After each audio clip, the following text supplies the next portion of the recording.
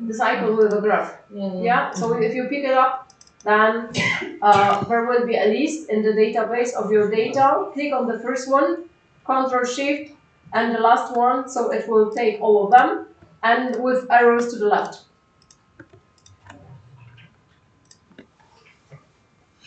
Okay, and now we'll plot types. Now we don't have to actual series separately. This is the only thing which we would like to see with that. So this is how they behave over time. And all of them we can see that there is the, in general, there's the increase over time, over those 11 years.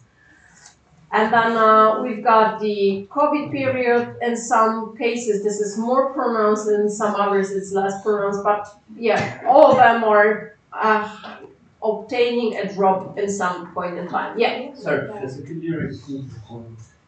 Could I? How do I get this thing? Yeah. Okay. So go to graph, and you've got the database like this. Yeah.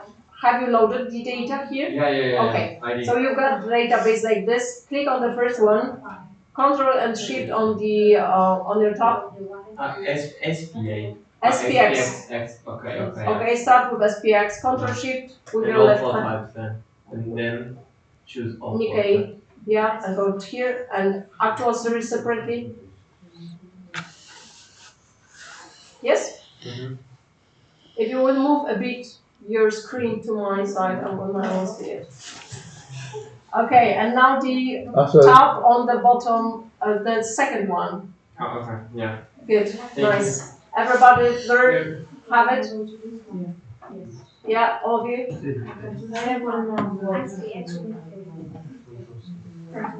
Have you made a plot of data?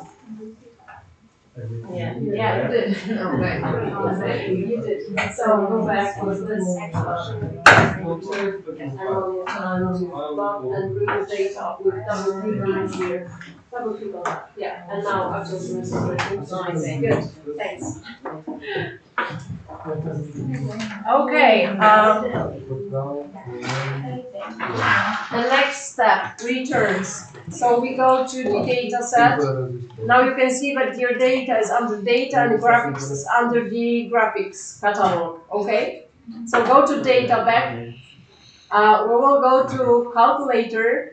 That calculator which is here. Pick up.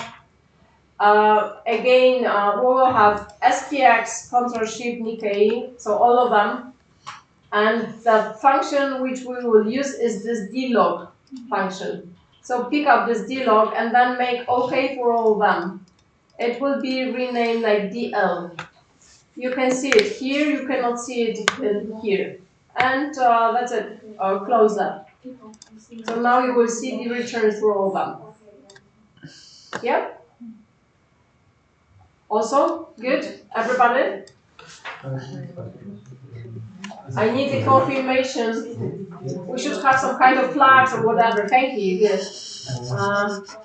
Yes. And now next challenge is to have the plot of those. Okay. So go back to graphics. Pick up graphics one more time. Okay. Remove those which were in selection with the arrow to the right. Yes. So remove that and put the returns on the left. So returns here instead of the previous ones. And again, actual series separately. And I usually tell it at that point that although we have some intuition which was the most volatile, it's quite difficult to see it because all of them are using different scale. So just to make them in the same scale, first of all, you can delete those prices from the upper part. It's easy to get it back if you want to, but I will just delete it one by one. So I will be left just with returns. Okay? And now as all of them are removed and I get just returns, then click on, for instance, on Nikkei. I'm thinking about Nikkei because it seems to be with the highest range as FTSE. So Nikkei, double click on that. Double click on the graph of Nikkei. and go to this option, the last on the list, copy properties to other areas, and copy this X and Y.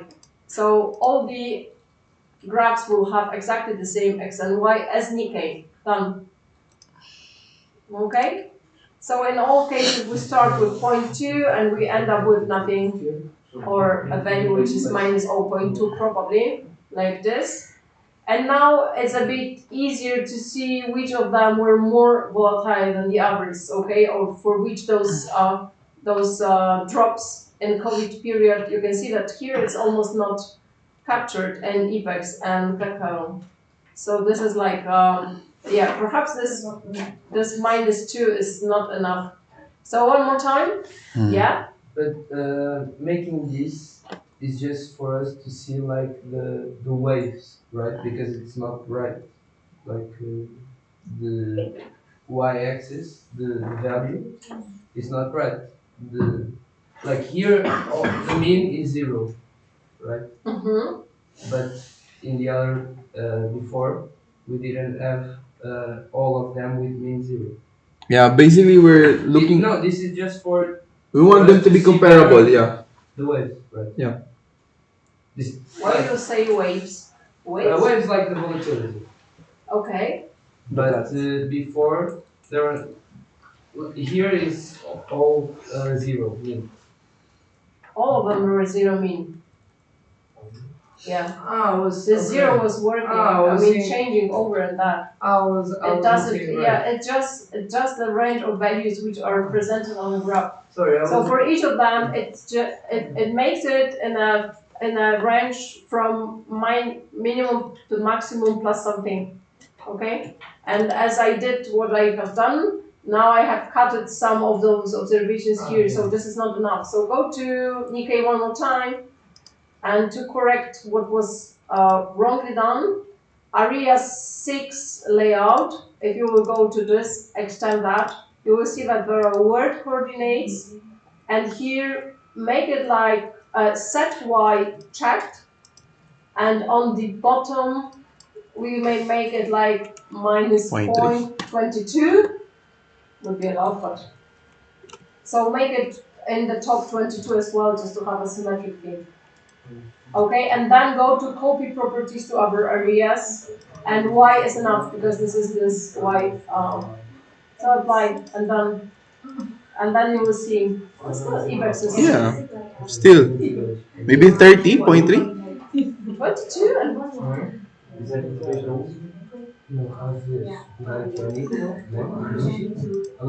did you get it? Yes or no? No. Okay. Twice on Nikkei. Then the first, on any of them. Then go to this area 6 layout. As you will extend this, you've got the word coordinates. Pick up. Check this word coordinates. And then set y. Check the set y. And on the bottom, I will make it 25. 5 is fine. And top will be 25 as well. Okay? And then, so in this set y, you just change the range of minimum and maximum on the graph. Points 25 or just 25? No, minus 0.25 For the and bottom. 0.25. Okay? And now copy properties to other areas. On the bottom, copy properties to other areas one more time. And then check y. So those properties will go to all graphs. Okay? Copy properties to other areas and check y. And apply. And done. And okay, now everyone is Covered. covered. We can see all of them. Yeah. It's quite easy. It's easier. Okay. COVID? This is COVID. Oh yeah. This is COVID. 2020. So in Spain, the impact was the highest one, and then the recovery is not that huge. The Nikkei recovery is much higher. Yes, at that point we are all in that. No? Sorry, can you repeat one more time in the copy properties to other areas? First time using it. Just check what here. And apply. And done. Okay, and now it's perfect. Okay. Good. My piece. Already flying? Yeah. Home? For Christmas? Yes, yes. But I don't download my PC. We were doing the two of us, but I just make this on the computer when I'm You got it? Okay, try to open that one more time. We'll proceed with slide 10.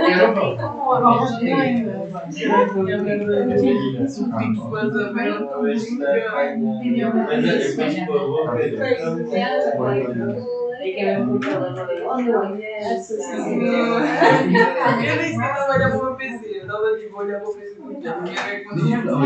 Is it 25 with all Agora that? dá pra fazer uma vez. Sim. Yeah, it is. If Actually, point you have a negative. point, multiply and mine is going to cost. Yeah. Vou comprar 3 pontos por 5 euros. Just point, could be Vou just comprar o da point. Polónia, vou comprar o da Alemanha, que são uma barata. Nada, dá 5 euros. Did it work? Okay, so one question is checkpoint. And done. Não. Yeah. Não pensamos na caixa, assim. You got it? Não, só houve um sítio que Okay. não estava, foi isto tudo. Perhaps we'll not be crazy with those things that much.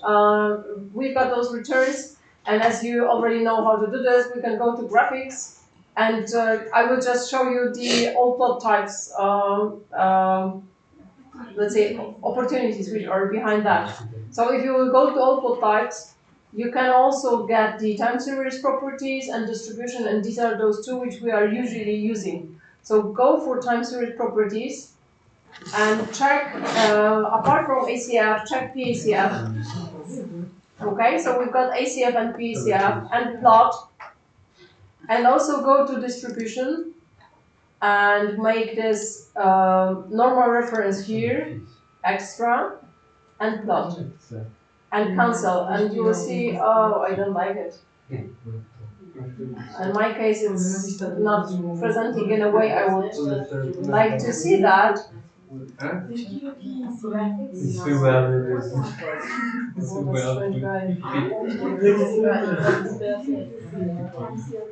Anyway, just quickly, for the autocorrelation and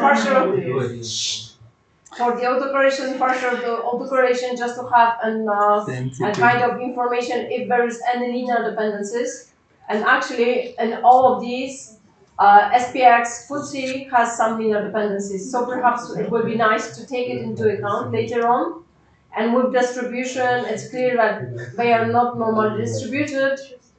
And I see this non-normal distribution. First of all, some of them look like being more to the right, for instance. So we've got a very long left tail, and this long left tail is just because of those drops in prices in the COVID period. Okay, so it's just general for Nikkei, probably the less visible, because also for Nikkei this drop was not that huge as for the average. Okay, but if we are looking into the behavior, we can assume that there is some kind of dependencies between those markets, and we are going to check if there is a real dependency and what are the correlations between those. So now go to model. So that particular cube which is here is for model. And in the model, we will pick up the models for financial data. So in category, you've got a list of models, and please pick up the models for financial data. And in model class, we will pick up univariate GARCH models using GARCH. Okay, so in the specifics, you've got models for financial data and univariate GARCH and formulae.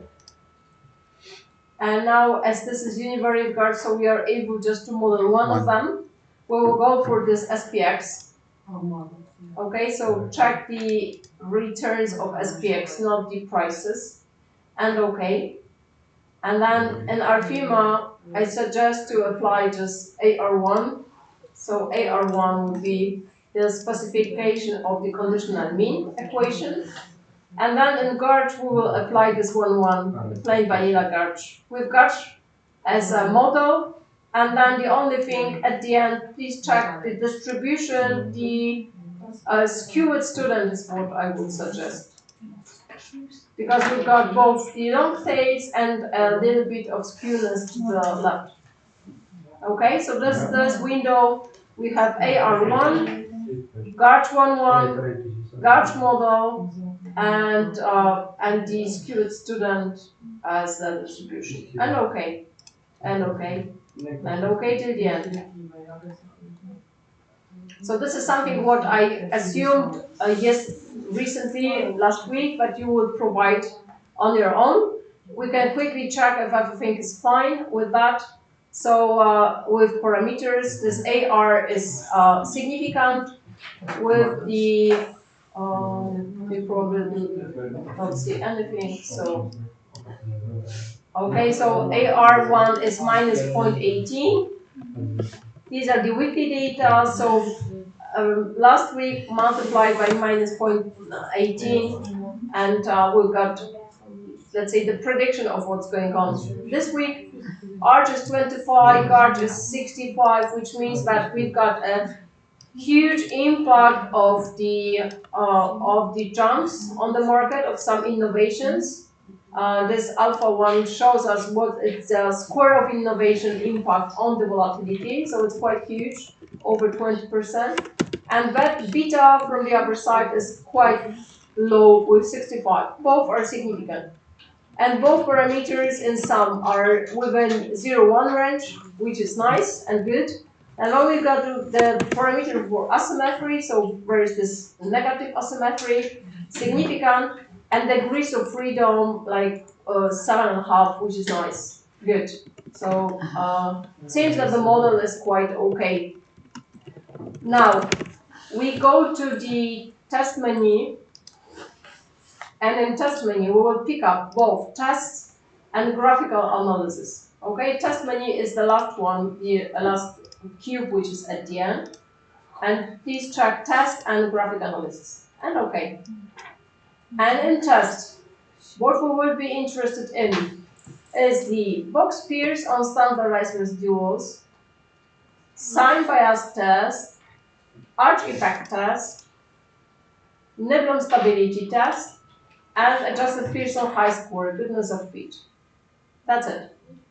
These are our guys. So box pairs, that first one, standardized residuals, sign bias, arch effect, Niblon test, adjusted Pearson high score. Okay. And with graphics, I just would like to see conditional variance. With graphics, conditional variance. Only that thing. And okay. So conditional variance looks like that. Not surprisingly, in COVID period, we've got a huge increase in volatility, and nothing else could be compared with that. Okay, so it would be, for sure, it also will have some impact on the other markets, but there is an issue if there will spill over from one market to another, or is it rather that this is a concurrent, so the correlation increases on all markets at the same time, or the variance increases. Yeah. So we will be able to see that. You've got this at this point. Nice. So now we can go to this text output in results, because here we will see the all the tests which were conducted. And now is your turn. Tell me what you think about that. Is it a good model or not, based on what we have here?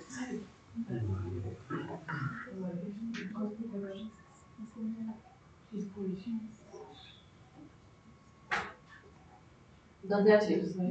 Would you like to say a word about that? Sorry? Would you like to comment that?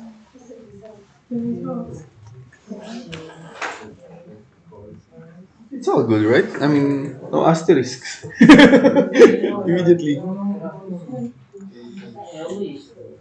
will just check where we are with this. No asterisks, so all good. Again? Sorry, first I was No, but I was. I was about to let me see. But I already have it, so I think it's good. Yeah, okay, go to text. I mean the results of the test. You don't have, but you've got yeah, now we are talking about the test output. So please look at that. Here over, yeah, and then to the results. Good. Now we are talking about that. So, as Jonas said, this is right. We do not have asterisks, which is nice, but in the real world, we have no rejection and no hypothesis. So there are no autocorrelation and standardized residuals. 5, 10, 20, and 50. So these residuals are clean from correlation. This correlation perhaps appeared in the like 1, but now it's done. Then in sign bias test, you can see that we do not reject anything apart from the last one. Joint test for free effects. And this is one of those funny cases where we do not reject in any of this separately, but when they are combined in this sign bias test, then it appears that there is some kind of leverage here. So there could be higher effect, higher response to in returns to high volatility than to low volatility. So we might take it into account later on when having the specification for multivariate gauge. As it goes for the artifact, there is no artifact in the residuals, which is nice because we wanted to capture this effect earlier. And then with the Niblon test for stability, the overall statistic is quite high, so it means that those parameters would not be that much stable. But if you are looking into individual statistics, each of them is lower than this 0.47. So from that point of view, it's okay. And for the goodness of fit, we are lucky. We are just exactly with this skewed student distribution. Our empirical residuals are quite close to the theoretical ones, so it's okay. We can assume that this solution would be nice.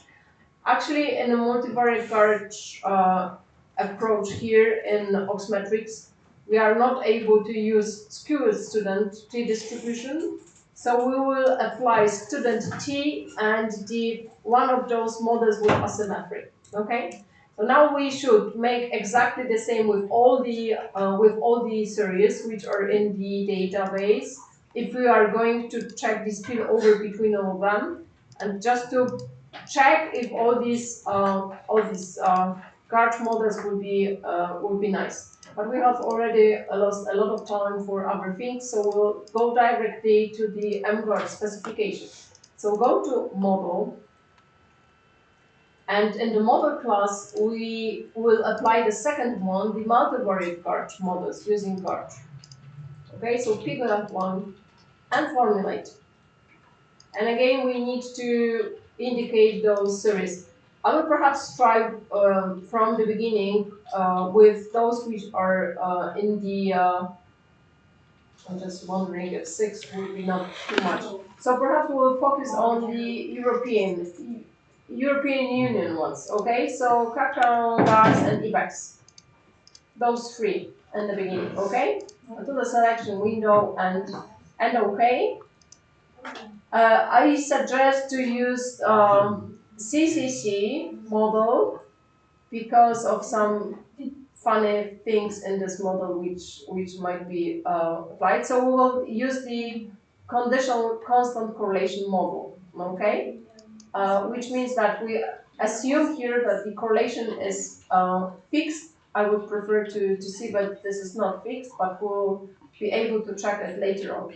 So in ARMA order, we can leave it as it is for the time being. So 0, 0, guard 1, 1, and in the specification, please pick up the TJR. Okay, so we'll have the Glaston-Yaganathan-Ranko model. So it will take into account the asymmetry, and then also a model which usually is yeah. I don't know how to say it. We can get the estimates easily. With eGART, it's not so obvious. With upward, sometimes also there's no convergence. This GJR works quite nicely. And in the distribution, don't forget to pick up student distribution. So in this case, main advantage of R is that you can apply for each specification, for each series, you can apply different specification. Here in Oxmatrix, you have to provide the same specification for each of them. So you have to decide. So if there is any series with autocorrelation, then all of them have to have AR, for instance, 1 or 2 in the specification. Yeah, so it has some costs. Okay. We've got the whole sample, so okay, and the estimates. And as there are only 3, just go back to the first specification, which was for cacao, for returns. I hope you got still for returns. So conditional in the constant in the mean equation is not significant, but we will not leave it. Constant in the variance equation is significant and positive, and this is a good information. And this is the case in which there's one of those funny things. Alpha 1 is negative, okay? And the usual GARCH model, the negative alpha would be an issue. Here we've got the conditions for the existence of the second moment, and they are met. And you can see what are these conditions here. So we've got alpha plus beta plus k gamma, and k in this case for the student distribution is half of gamma, and this is less than 1. So we can survive with that. The funny thing, as I said, is that in this case, it sometimes happens that in this model, if you are putting this element which takes in this dummy variable, which takes into account the negative returns, you're just doubling this negative returns. So they're in alpha 1 and they're in gamma 1. That's why gamma 1 takes a part of alpha 1, and usually whenever this alpha 1 is negative, it's not significant. In this case, this is not only negative, but also significant. But still, the model is can be accepted, of course. And the beta is in this case 0.81, which is quite nice. Gamma 1 shows us what is the potential if there is the leverage effect. And it seems that in this case, as the returns are negative, then volatility is higher. This is what we can say out of that. That for the negative returns, there is an increase in volatility, higher than in case of positive returns. For the DAX, if you will look into that, situation is quite similar. The only thing is that alpha 1 is negative and non-significant. So that thing which I would rather await for. And conditional volatility, constant in the conditional volatility is positive and significant, and the other things are okay here. And then we are looking into EBAX. And story is simply the same. So in this case, alpha is positive and non-significant. GARCH is 78, and the gamma is also observed and significant, but the magnitude is not that strong as it was for Kakaron. Okay, so we've got the outputs here from the first step. This is estimated in 2 steps. So first we estimate models and utilize this conditional variances in the second step. And here you've got very short output as we are talking about the constant conditional correlation model. So we have the estimates of correlations for CAC, Caron, and DAX, like almost 91%. CAC, Caron, and EBEX, so neighbors, 85%. And DAX and EBEX of 0.79, so almost 80%. Okay, so these are those correlations. And now the question is, if the choice of the constant correlation model was a proper one.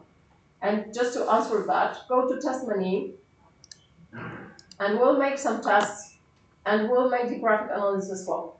And okay. Correlation, constant correlation test. Oh, baby. Yeah, and here we will get the box Pearson standardized residuals and box Pearson square standardized residuals, just to see if arch effect is captured, and perhaps Hosking, both Hoskings, so the same but in the multivariate approach. And then the last one, I remember when one of them is giving a strange results, but I don't remember at the moment which one was the strangest. So pick up both of them, okay? We'll see.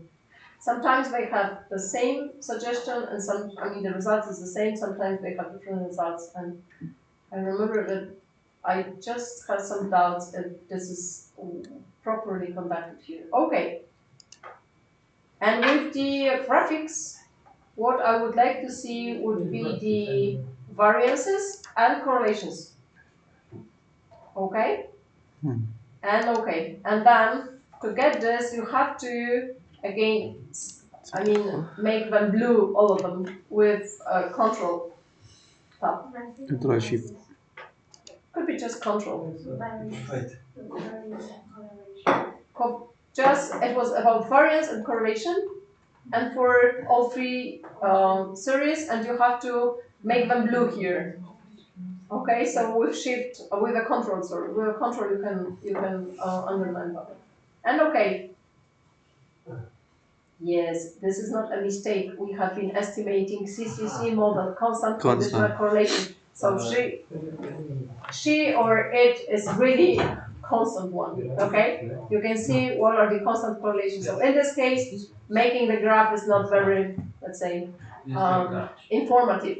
If you are looking into conditional variances, it's a bit better. You can see that the ranges are the same, and more or less they all increase in the same period and to the same scale. So this is like we've got an increase, and this is similar to the power of that is similar.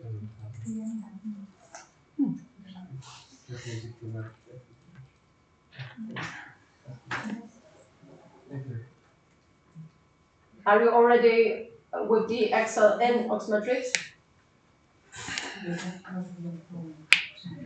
Just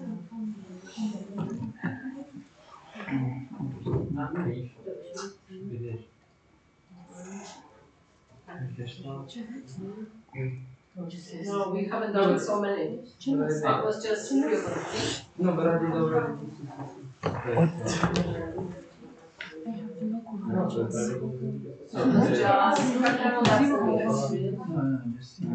And backs, right? And then Okay. okay. Yeah, it's correct. And then And margin is okay, distribution is then zero. oh, it's DG. And G Okay. and okay. And okay. And we get this, and then go to test, and test and graphic was active, and here we've got some data and costing. Why is it so? Increase the light? And here variances and correlations as Can you well. increase the light And of here this you got with the control. Get them all, and that's it, and variances. Nice. Okay, so we've got those, an example of variances, and we know that they behave similarly, but we do not know if there is any spillover in that, or if one of them can be used as the, let's say, for instance, equivalent for the other. I don't think so, as they are behaving exactly the same style. It means that they are highly correlated, and highly correlated series cannot be safe havens. Okay, so go to results just to see quickly if this is okay. For the standardized residuals, yeah, okay. In EBEX, we've got some autocorrelation in 10 largs. But this is something what cannot be removed, I suppose. And square standardized residuals, nothing, which is nice. And the multivariate settings, also nothing, which is also very nice. And then we can proceed to this constant correlation test. of tse and of angle and shepherd. So in both tests, the null hypothesis states that the CCC model is proper one. So in the first one, we reject the null, and in the second, we also reject the null. So the correlations are not constant, and that for those series, they are changing over time. Yeah? I don't know why, but you are not able to check this constant, this constant correlation hypothesis after DCC.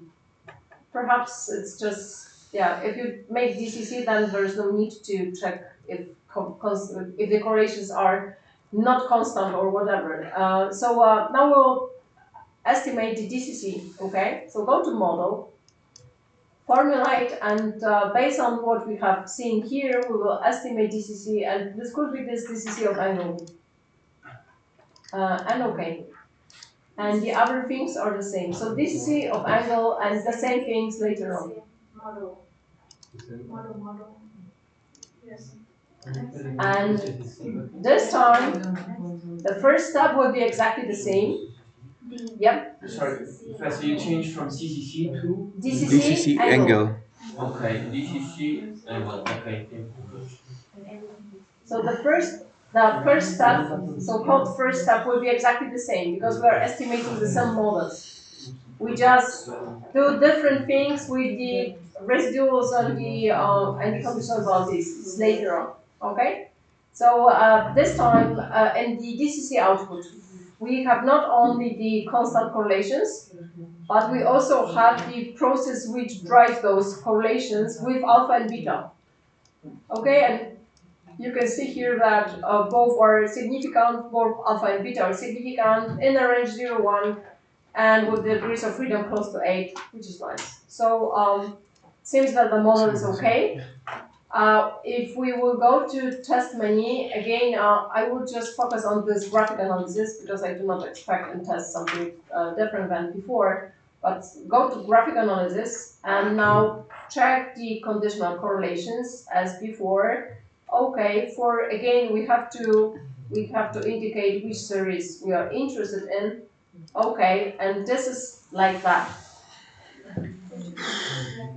So we are able to add a graph here of, for instance, cacao or DAX, or just the conditional variance to that thing. So you can, from the conditional variance, for instance, of cacao, if you will go here, right click, copy, and go to this conditional correlations and paste. And we'll have to combine it a little bit. Double click on that.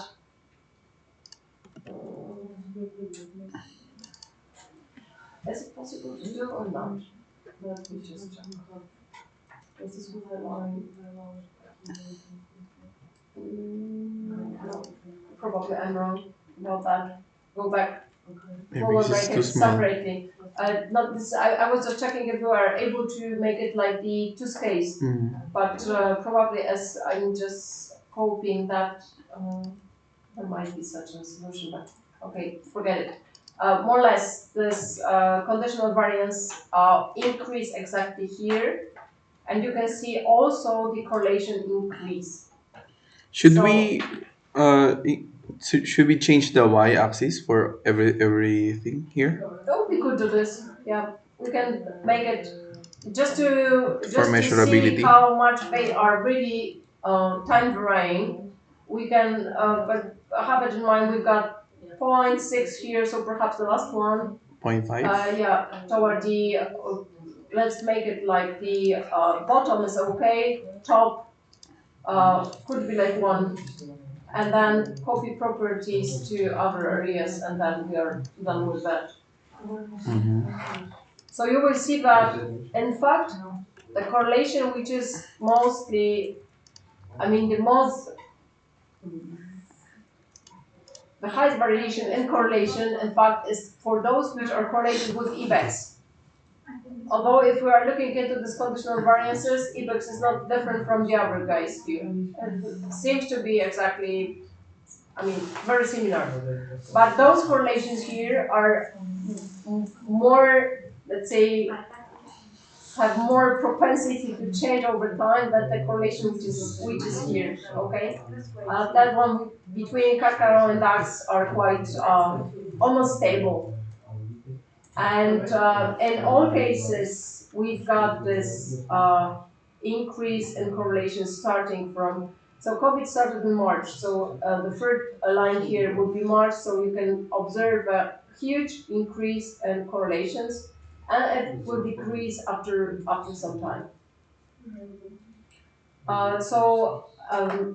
I will try to do this another way, because this is the question is usually if as for safe haven, if it could be a safe haven, one of them to the other one, based on those correlations. Unfortunately not, because for safe haven we need correlation which will be negative.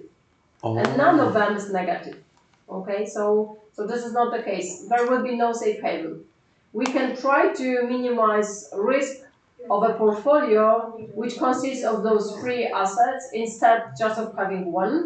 Yeah, we can try to do this. And as those correlations in some period are dropping, especially with EBEX, it seems that perhaps EBEX would be a nice choice. And in general, EBEX correlations are lower than just CAC and DAX. But for we can answer the question about the safe haven, like there's no safe haven among those three assets. And the second thing, are they any spillovers? So is it like that, and if there is a drop in one series, this is spillover toward the other one? But this is quite difficult to say based on that, and we'll probably need a kind of a correlation like negative return versus is there a response for negative returns, such one is a change in correlation. Okay, and this is a different case of, I mean, a different approach here should be uploaded. Okay, so we can now, as this system is more or less visualized, we can do the same for all 6 of them. Okay, just to see how it works for with Nikkei and SPX. So go to model and formulate, and now we will apply all six indices. Mm-hmm.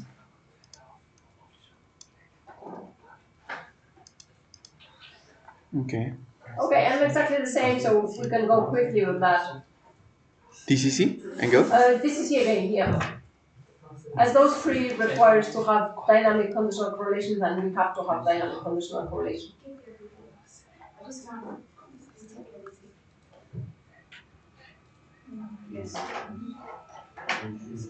Okay, so we've got those correlations. We can see that they are okay. They are different in the levels, but in general, all of them are positive. And significant. And minimum is like 55, sorry. 55 and 55 is for the first and the last, so SPX and UK. And this is 55. And the other are just increasing, and the highest is before 4 and 3, which is Kakao and DAX. Okay, so that one has the highest correlation, and then we've got this alpha and beta. Please go quickly to the to those estimates of large models which we haven't checked before. So for SPX, just to see everything is fine. Very strong parameter, the leverage parameter here, almost 0.5 in case of SPX. For FTSE, we've got 34, and alpha is negative and not significant. And for Nikkei, we have negative and not significant, and 32. So this leverage effect is pronounced everywhere, actually, in all series. More or less, the highest one is in SPX, and the lowest one was in EBEX, if I'm not wrong. Yeah, for EBEX. So now we will go to test again, because we haven't tested those 3 series separately in graphic analysis, and okay. Yes, you can see now that in test menu we do not have this testing for constant correlation because we have estimated VCC. So there might be some reasons for that. And as you are, as we will have all these, some of you already did those graphs, so there is not that much of them, but we can see it. So in general, again, if we will provide the same scale, you can click twice on the first one, as the maximum was 0.9. So let's, in word coordinates, let's make it 0.921 and 0.5 in the bottom. Okay, could be like this, 0.5 with the dot because it does not accept anything else. Copy And all. then copy properties, yeah, exactly. And done. Oh gosh, But the I did IBEX something. and Nikkei Exactly, didn't cover some of everything. them are going definitely lower, so yeah, working coordinates. And bottom, let's make like 0.4, and let's see, and copy properties. Sorry for this, I just, I think that's I was governed by the, fine. yeah, and this one is definitely out of club. Okay, one more time. Top is 1, and bottom could be 0.4, and copy properties to other areas, and done. Now it's like more or less. So for some pairs, this correlation over time can be quite not that high as for the others. Okay, so below 0.5, and this is usually Nikkei case. Okay, here, there, this one is not that bad, but also SPX with Nikkei. But again, if we are talking about spillover, so is there any reaction to the drop in one market or the other? We can say that as there are drops, actually in all markets correlations are increasing between all pairs. Okay, if you will look into that.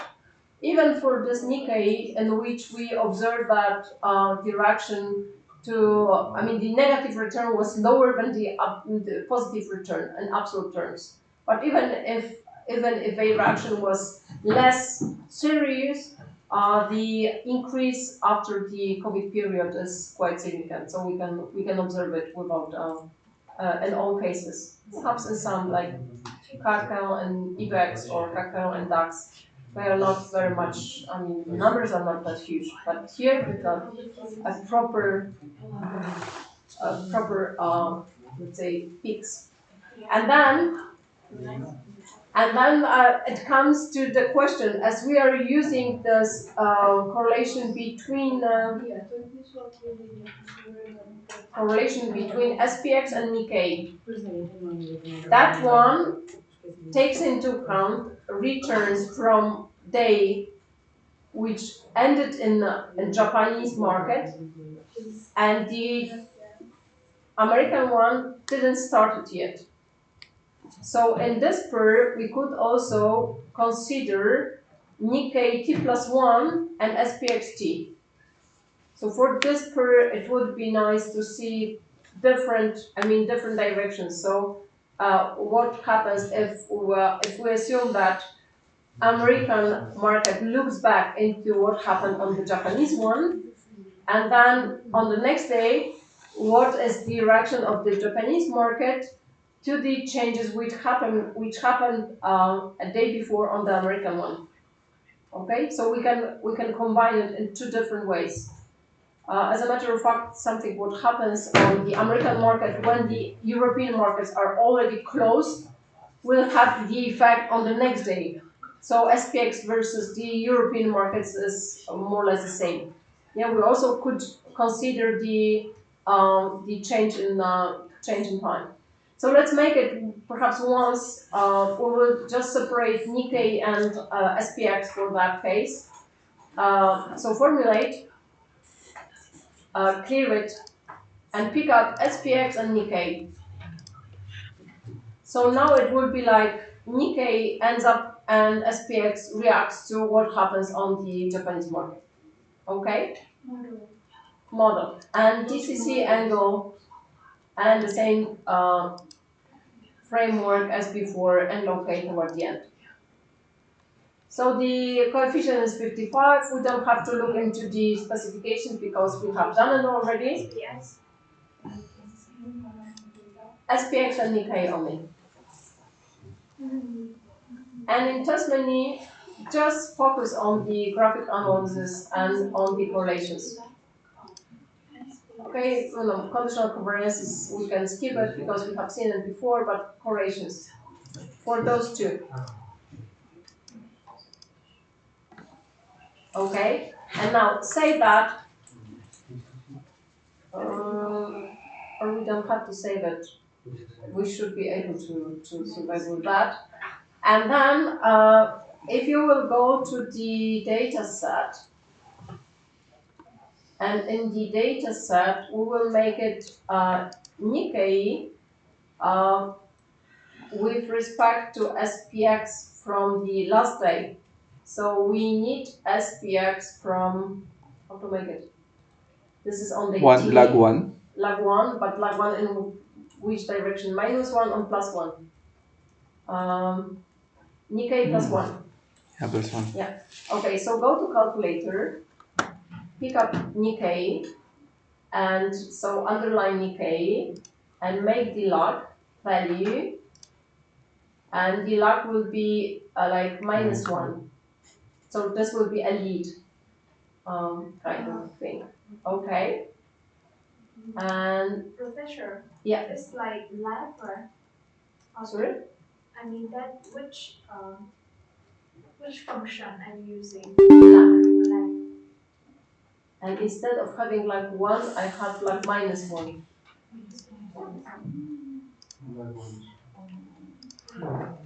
And equal sign, yeah, we can make it like this, if it survives. And now let's check if I have what I wanted to have. So I was wondering, like, checking if SPX is reacting to what was happening on the Japanese market. This is something what we already did. And now if Nikkei on the next day is responding to what happened on SPX. So is it Nikkei on the next day? No, it's Nikkei on the previous day. So it should be like 1, normal one, not lead.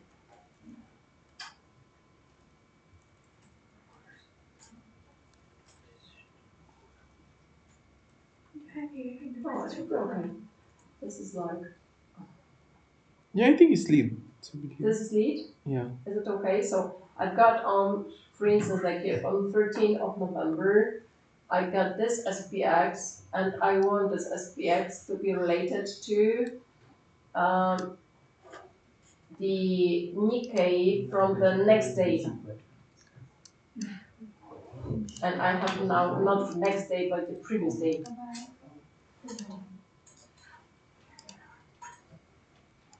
Yeah, I need a Nikkei on the next day. For what? Okay, and calculator, please make this Nikkei with a log 1 as well. Okay. So now it's like it happened. Yeah, I think -1. -1 is the proper, Yeah. the lead one. Okay, so we'll make the SPX versus the leading one, so that with -1. Go to model and formulate, and instead of having Nikkei here, I cannot see it. Let me check. Perhaps this is about closing that, saving the data, formulate, no. Okay, changing name, Nikkei, I will make it Nikkei lead. And new name for that because it might be this number which is not, maybe it's not visible. Yeah, Nikkei lead is now visible. Okay, so Nikkei lead and okay. And DCC with this leading one and okay toward the end. And now you can see that this row is a very low one. So if we will change that, it will not work. I mean, in terms of, yeah, it's closer to zero, which might be nice from the point of view of minimizing risk. And then if you will go to the graphic analysis, okay, and the conditional correlation for those two, and this is that one. So we can copy it and paste into the previous one separately, and you will see what are the behaviors. So now the effect of COVID disappears totally. We've got this drop in the correlation, but in this case, this correlation is almost the same over time. If you will look into the values, it's 749 all the time. So the differences between them are very, very small ones. So just to see if we're treating the Nikkei as the lagging value, the natural one, so that one which was before, or the leading one, so that one which will come next day. So the difference, the correlation between index in Nikkei in time t plus 1 and SPX in time t. Okay, so this is that kind of an approach, and we can see that those correlations, depending on which direction we will take, they are totally different. Yeah. So I promise to have multivariate approach in oximetrics, because it seems, at least in the beginning, that it's easier to be done. We'll try to make it perhaps in R as well. Just to, I will try to check. Any questions then? For me. Questions? Any here? Not at all. I'm looking for the second graph, but I don't know where it is. The second one? The second one. Yeah, this was just the correlation, and I have copied that and pasted here into this one, or in the previous one. So this is my correlation from this Nikkei with a leading Nikkei. Yeah? Okay, if there are no questions, and thank you very much for your patience as well. And we will be back in our for next classes. So just to tell you, if yeah. I have a question. Can you actually check? Can I actually? Can you actually check if the market is speculative or perfect using this method as well, or no? I don't know. Probably. Okay, maybe no one did it before. Oh, maybe someone did it before. Do you want we upload these values or only One table. Yeah, one table. This is this table I was talking about. Yeah, right. So plus a table as well. So graphs as you have, and plus a table. Yeah. okay, and This one are. Could you please? So one is from, I suppose one is from people 9, and one is, yeah. The first two are from people 9. Second two are from people 12. And in each case, you assume that this is not correlation or false. Yeah? So you can pick up one of them from people 12 with, for instance, correlation. False in those cases. So here you will have 42, 71, and there you will have 31. It's kind of like the changing of the method from people must have done 2009 toward this time 2012. We've got different values of quality. okay, and do you need compare the values and No, you don't need to, just to show how they look like. okay, only the tables and the graphics. Only tables and graphics and the description how the conditionalities and variance were estimated for each model. This. Yeah, but then you haven't applied you've got just variances and not the conditional variances. I mean you've got VER but not conditional variances in this model. Yeah, because we did not have in the code there was no place to estimate conditional variances. Directly we just directly use conditional variances from the other basis. Is it correct? I don't think so. I still that you just have to return here, and not variances, not conditional variances. There should be conditional standard deviations in fact. Okay, I think so. The input should be in the conditional standard deviation. It's also the same thing. Where does variance come from? When I connect them, the two of them is one. From the return. Actually, I have the same. From the return, from how? How to get this? Sigma, we should fit it up. So you have nicer. Oh wait, it works now. I don't know. Earlier it was also just one line. Okay, maybe I want to make it like that. The observed value of returns. That's the easiest. Earlier it was also just like this. Okay, that's why maybe it might Not change sigma. later. I don't know what sigma is and the